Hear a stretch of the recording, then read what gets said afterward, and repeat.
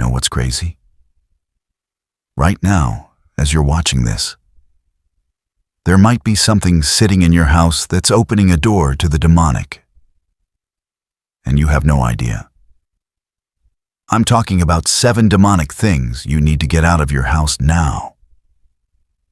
And what I'm about to show you will change how you see your home forever. See, most Christians think spiritual warfare is just about what we watch or listen to. But it goes way deeper than that. Your home is supposed to be your sanctuary, a place of peace, a place where God dwells. But what if I told you that some of the most innocent-looking items in your home could be inviting demonic spirits in? And here's the thing. By the end of this video, I'll reveal the one object that shocked even me when I learned its spiritual implications. So stick with me. Let me paint you a picture. You ever have that moment where you're lying in bed at night and you just feel off? Like there's a heaviness in your house you can't explain? You pray, you read your Bible, but something still feels wrong. Maybe you've been having nightmares. Maybe there's constant arguing in your home. Maybe you just can't find peace no matter what you do. Well, here's what nobody tells you. Spiritual warfare isn't just fought in prayer. It starts with what you allow into your home. Before we dive in, let me tell you exactly what you're going to walk away with today. In the next few minutes, I'm going to show you 7 specific items that could be acting as doorways for demonic oppression in your home. Items you probably see every single day, the biblical foundation for why these things matter spiritually, backed by Scripture. Practical steps to spiritually cleanse your home and reclaim it as holy ground. Real testimonies from people whose lives changed dramatically after removing these items. A powerful prayer at the end to break every demonic stronghold over your household. This isn't just information. This is Spiritual Warfare 101. And your breakthrough might be just one decision away. All right, let me be real with you for a second. You know that feeling when you're cleaning your house and you find something you forgot you even had? Like, I'm talking about that drawer. You know the one. The junk drawer. The Bermuda Triangle of your kitchen. So I'm digging through mine last week, right? And I find a random deck of cards, 3 birthday candles from 2019, a keychain from a place I've never been to, and, I kid you not, a fortune cookie fortune that says, "Good luck will find you." And I'm standing there thinking, when did I become a hoarder of random spiritual paraphernalia? But here's where it gets absurd. I started reading that fortune out loud like it was a prophecy. Good luck will find you. And I'm nodding like, yes, speak, Lord. Then I caught myself and thought, bro, you're literally treating a cookie message like it's the book of Revelation. That's when it hit me. If I'm accidentally worshiping a fortune cookie, what else am I casually allowing into my spiritual space? Laugh all you want. But I bet you've got your own version of this. And that's exactly what we're about to unpack. Because sometimes the enemy doesn't show up with horns and a pitchfork. Sometimes he shows up as a cute little souvenir from your vacation. Now, I know what some of you might be thinking. Come on, you're being dramatic. It's just stuff. But let me take you to Scripture real quick. Deuteronomy 7:25-26 says, "You must burn their idols in fire. You must not covet the silver or gold that covers them. You must not take it, or it will become a trap to you, for it is detestable to the Lord your God. Do not bring any detestable objects into your home, for then you will be destroyed, just like them." Did you catch that? God didn't say be careful with these things. He said, get them out. Why? Because they're detestable. They're spiritual contaminants. Your home isn't just four walls and a roof. It's a spiritual atmosphere. And what you allow shapes that atmosphere. Demonic thing number 1. Idols and false gods. Let's start with the obvious one. But trust me, it's not as obvious as you think. Idols. Buddha statues, Hindu gods, African deity carvings, Egyptian monks. Even good luck elephants with their trunks up.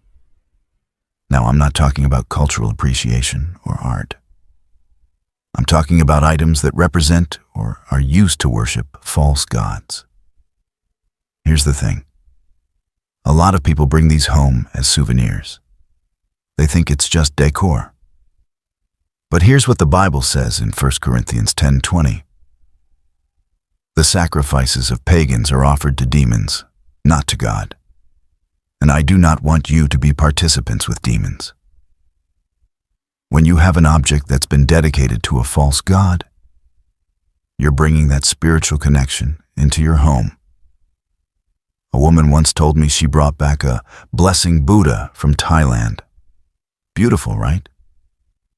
But after she put it in her living room, her family started fighting constantly. Her kids couldn't sleep.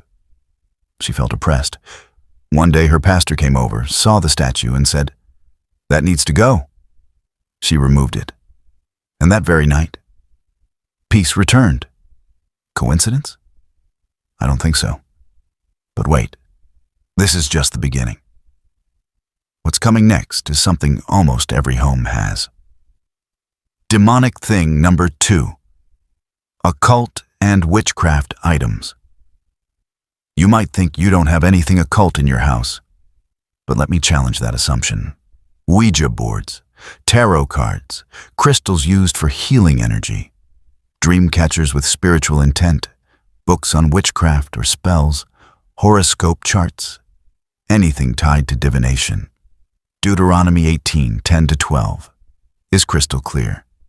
Let no one be found among you who sacrifices their son or daughter in the fire, who practices divination or sorcery, interprets omens, engages in witchcraft, or casts spells.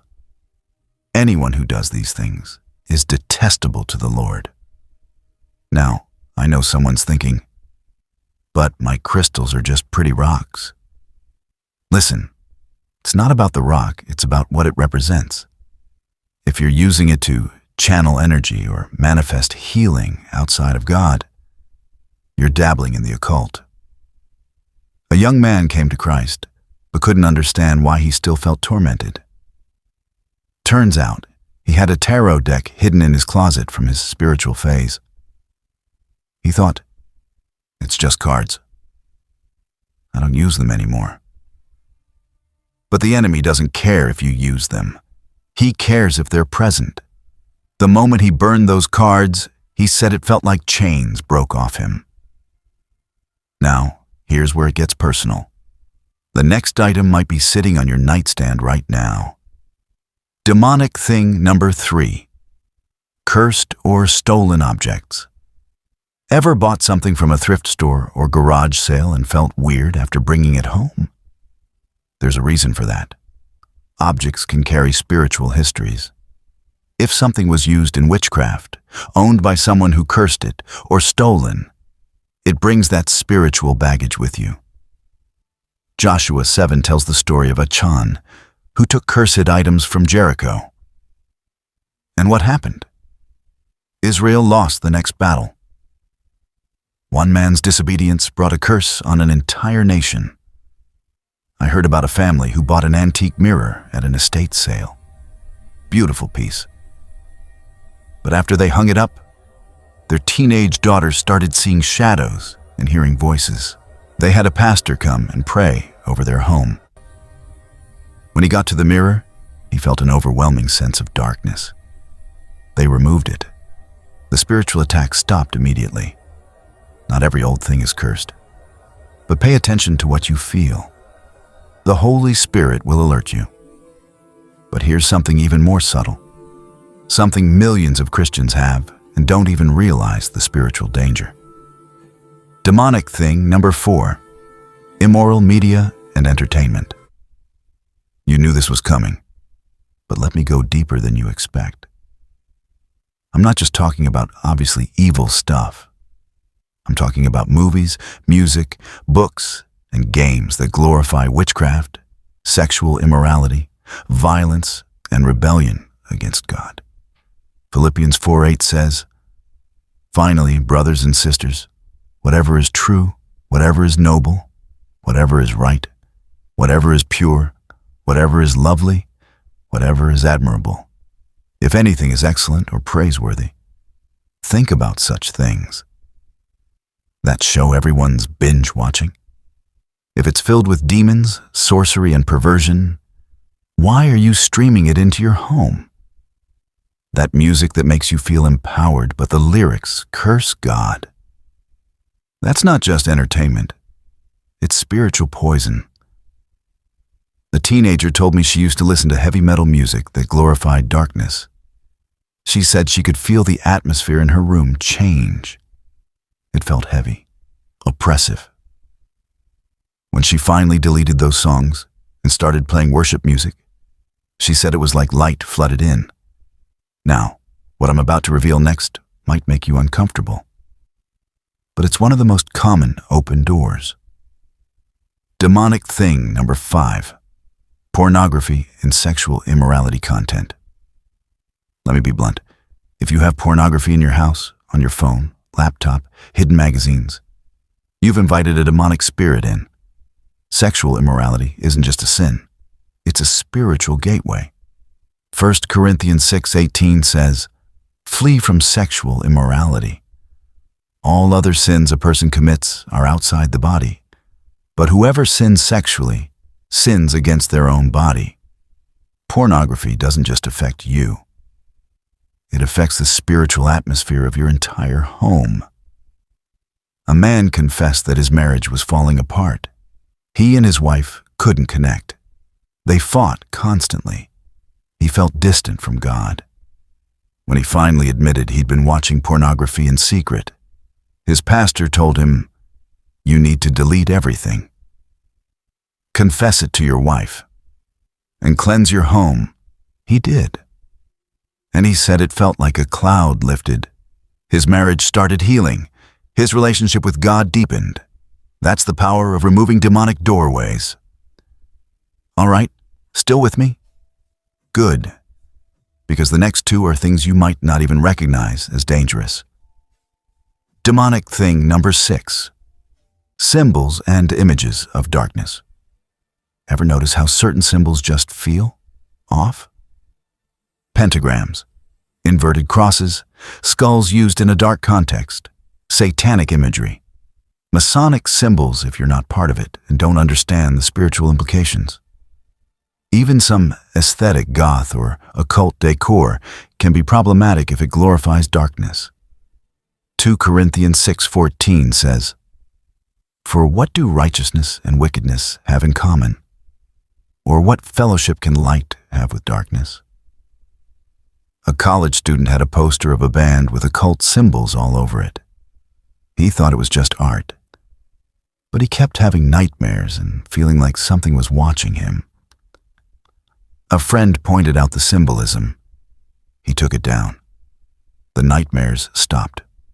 One more. And this one might be the most shocking of all. Demonic thing number 7. Ungodly soul ties and gifts from toxic relationships. This isn't about an object. It's about what the object represents. Gifts from an ex who cursed you. Jewelry from someone who practiced witchcraft. Items from relationships that were toxic or ungodly. These things carry soul ties, spiritual connections that need to be severed. A woman kept a necklace from her ex-boyfriend. Every time she wore it, she felt depressed and drawn back to him emotionally, even though he'd been abusive. Her pastor said, "That necklace is a soul tie. You need to get rid of it." She threw it away, and she said she finally felt free. You can clean out your entire house. You can burn every cursed object. But if your heart isn't right with God, the enemy will just find another way in. Luke 11:24-26 warns us, "When an impure spirit comes out of a person, it goes through arid places seeking rest and does not find it. Then it says, 'I will return to the house I left.' When it arrives, it finds the house swept clean and put in order. Then it goes and takes 7 other spirits more wicked than itself, and they go in and live there." Removing demonic things is step 1. But you have to fill your home with the presence of God. Worship music, prayer, scripture on the walls, a lifestyle of holiness. That's how you keep the enemy out for good. Remember at the beginning when I said I'd reveal the one object that shocked even me? Here it is. Ungodly soul ties and gifts from toxic relationships. I never realized how powerful this was until I heard story after story of people who threw away one item, a ring, a photo, a letter, and felt instant spiritual freedom. It's not about superstition. It's about breaking agreements you didn't even know you made. Now, before we close in prayer, let me remind you why this matters. Your home is your sanctuary. It's where you raise your kids, where you rest, where you seek God. Don't let the enemy have a foothold. Take back what's yours. Here's what you do right after this video. Walk through your home with the Holy Spirit. Ask God to reveal anything that shouldn't be there. Remove the items. Don't sell them. Don't give them away. Destroy them. Burn them if you can. Throw them in the trash if you can't. Pray over every room. Anoint doorways with oil if you have it. Declare your home belongs to God. Fill your home with worship. Play worship music. Put scripture on your walls. Live holy. Don't just clean house. Clean heart. Listen, if this video helped you, don't stop here. I've got another video on how to pray over your home and break generational curses. You need to watch that next. The link is right here. Because spiritual warfare doesn't end with one video. It's a lifestyle. If you're serious about taking back your home, hit that subscribe button right now.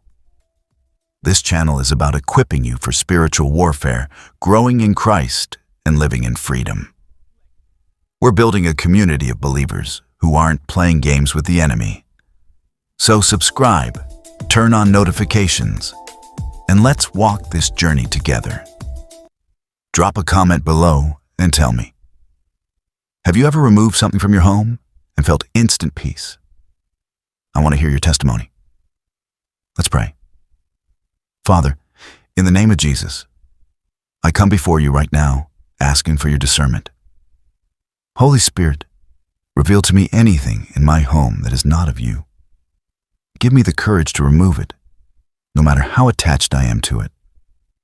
I declare that my home is holy ground, set apart for your glory. I break every demonic stronghold, every curse, every open door that the enemy has used to access my household. I cover my home with the blood of Jesus. Fill every room with your presence, Lord. Let your peace reign here. In Jesus' mighty name, amen. Your home should feel like heaven on earth. Don't settle for anything less. God bless you. I'll see you in the next one.